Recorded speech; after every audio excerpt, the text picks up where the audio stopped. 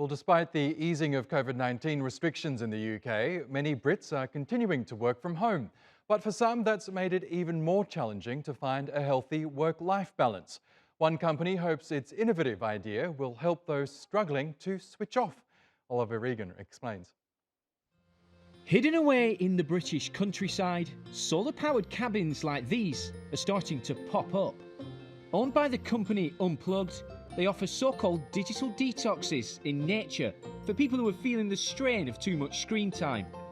Co-founder Hector Hughes believes that working from home during the COVID-19 pandemic has exacerbated this problem. We're now spending more time than ever on our screens, which really adds to that kind of mental fatigue. 80% of people are checking their phones within 15 minutes of waking up.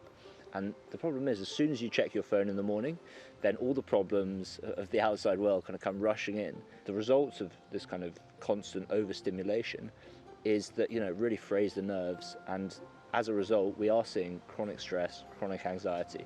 A digital detox at these Scandinavian-inspired cabins costs around $500 for a 3-day escape. They're a short walk away from local pubs and shops, but there is one requirement that could make the experience harder than it looks. The key concept when staying in one of these cabins is found inside this lockbox. There are a map and compass inside, and this is where you lock your phone away for the duration of your stay, so you can fully engage in a digital detox. But does it work? It made a real difference. When you hear about locking your phone in a box, there's an odd feeling about doing that. Whereas actually, the moment it was gone, it really was out of sight, out of mind.